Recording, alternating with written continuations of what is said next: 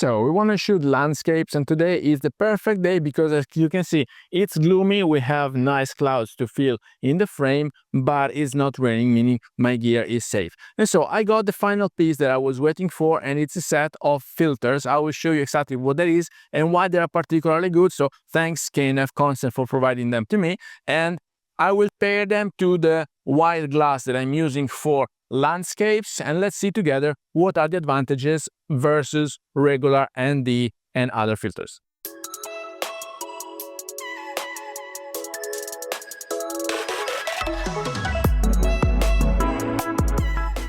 Hello everybody, welcome back to the channel. Thomas Love here from One Lens Only, and today we're gonna officially start this landscape series because I'm in a region where we have particularly good chances of getting nice views, but the aim here is not to shoot postcards. We still want to tell a story, so we need something in the frame or a particularly path or some elements like the monument or the clouds or whatever to take good landscapes. And in order to do so, well, of course, I know many of us are using zoom glasses. Right now I'm on my 24-70 because the zoom is the better and faster way to get rid of all the elements that are disturbing. Think about when you're up on a high peak on a mountain and then you have the trees coming from underneath and filling your frame, so you want to zoom in to get rid of them, but then it's limiting the view. While for me, prime glasses are always the best choice. And so I'm having here this Bright Star 16mm,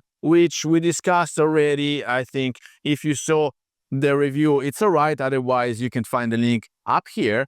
And the only thing that was annoying about this glass was the petal, because the hood was a metal hood on the outside of the glass, and it was limiting because I had to remove it every time that I had to mount filters. Now, I was a bit spoiled because on my Leica Q2 I had the wide hood, and so I could access and mount filters and keep the filters and the hood together. Well, this was not the case, and so I was getting mad about it because I had every time to get rid of the hood because the hood was the only way to also mount a lid because the lid was on top of the hood, while this time K&F, they provided me with magnetic filters and also a magnetic cap for the lens. So as you can see, when you need the cap, you just need to put it on it and the magnet is quite strong.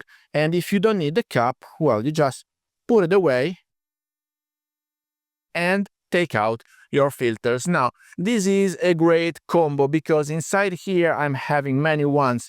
In addition to the lens cap, I'm having a CPL. Now, they are still inside here because I'm a bit of a freak when it comes down to filters. I always want to protect them, so I'm using either the plastic or a little piece of cloth. And so I'm having the CPL, and then I'm having two different NDs, an ND8 and ND64 that can eventually be stuck if you need more masking. And then I have, of course, the magnetic lid. So let's mount together this glass and see what we can achieve. Despite when I came out from the house this morning, I saw these big, nice white clouds, and I thought they would be great for framing because normally they are over there partially covering the mountains, while right now the wind moved them away already, and so it's completely clear and there's nothing happening here. And so probably I will have to go around the lake, reframe and find other solutions. But apart from the framing, the only other thing that I wanted to tell you about this, and I'm gonna show you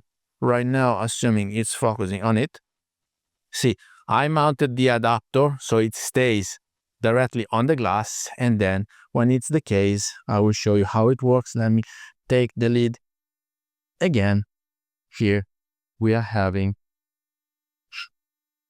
as simple as that, and it goes in exactly the same way whether you're using the lid or the CPL or the ND glasses. And so make safe. Now I can use this Brighting Star, and I'm starting right now climbing uphill, going to the top of the mountains to show you the views, because this region, despite it's super very narrow, the lake especially here, it also have nice views. But remember, we're not shooting postcards, we still want to tell stories. So combination of a wide face glass with the ND filter with the CPL just because if you have bodies of water like this is the case, then you'd want to avoid having reflections so you can see through it. It also adds some bit of a contrast and the blue skies are even bluer, and it just adds a tiny bit of darkness and contrast to all the images. So it's always good to have a CPL at hand if you're shooting landscape. So guys, let me know down here,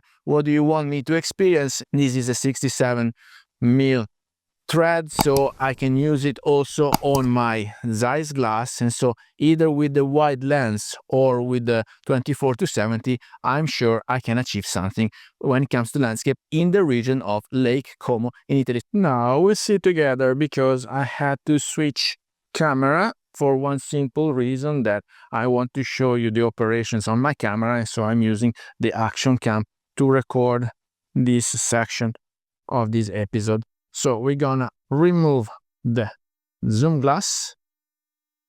So Zeiss, thank you so much.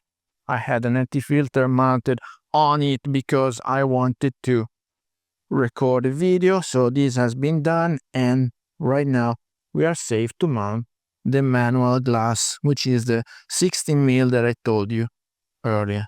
So right now we are going to put on the 16mm. Super easy. Then we remove the magnetic lid, and what do we need? Ideally, I would start with the ND filter. So this is a ND8, it's too light. We're gonna stack first the CPL, just to see how it works. Ideally, the clouds will be a bit more filled with the CPL, and then we're gonna put the ND as well. Now, since it's a very wide glass, if you stack the filters, there's the risk that you get some vignetting, and so we'll see if this is the case. I think so, because as you can see, the thickness of the filters, once you stack them, it protrudes outside, and so it's a very wide glass. It might be the case that you get some vignetting, but eventually we can solve this having a APS-C crop on the image. So we'll see what the framing is.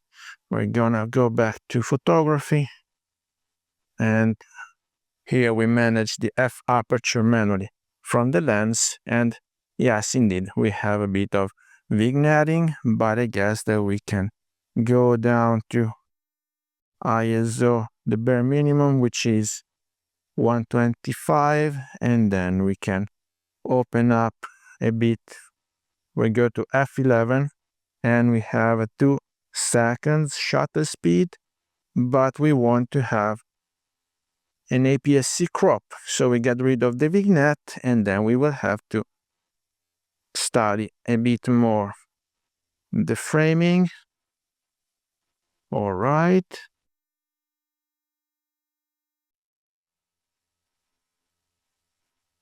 f16, 2 seconds exposure.